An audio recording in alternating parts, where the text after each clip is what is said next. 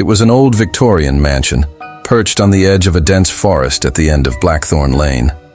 The house had stood abandoned for decades, its windows shattered, its paint peeling, and its roof sagging under the weight of time. Locals whispered about it, stories of disappearances, strange lights in the windows, and the faint sound of laughter echoing from within. But for four friends, Elena, Marcus, Claire, and Jake, it was the perfect place for a weekend getaway. They were thrill seekers, drawn to the macabre, and the idea of spending a night in a haunted house was too tempting to resist. The four arrived at dusk, the sky painted in hues of orange and purple. The house loomed before them, its shadow stretching across the overgrown lawn like a dark hand reaching out to grab them.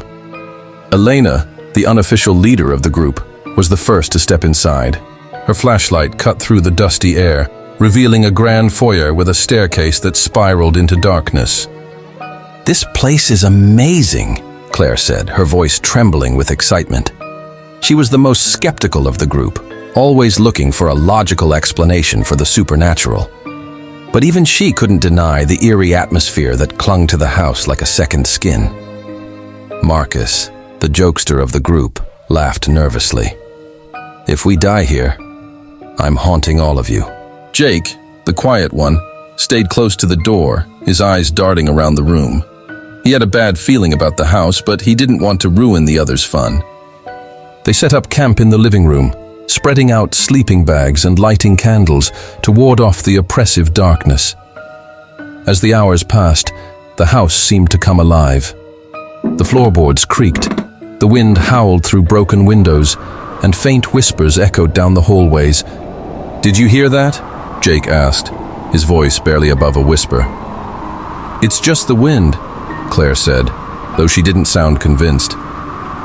Then came the laughter, soft, distant, and unmistakably human.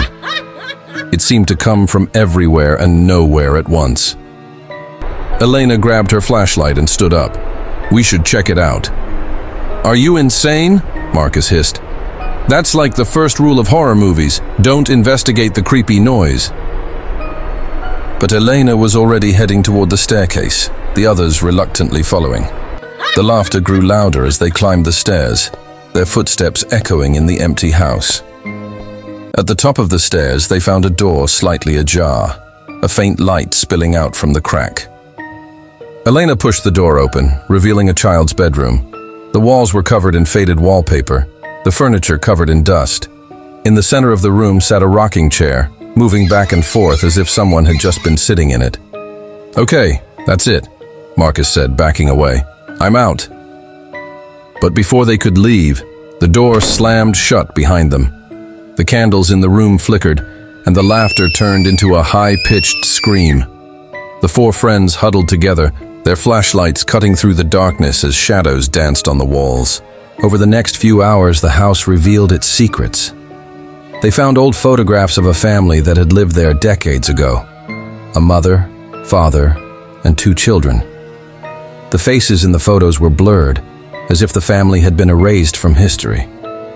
They discovered a diary belonging to the mother, detailing her descent into madness after the death of her children. She had blamed her husband, accusing him of unspeakable acts, and the diary ended with a chilling entry. "They're still here. They won't let me leave." As the night wore on, the spirits of the house grew bolder. Objects moved on their own. Doors opened and closed, and the temperature dropped until their breath hung in the air. Claire, the skeptic, began to see things she couldn't explain. A shadowy figure standing at the end of the hallway, a hand reaching out from under the bed. Jake, who had been silent most of the night, finally spoke up. "We need to get out of here, now." But the house had other plans.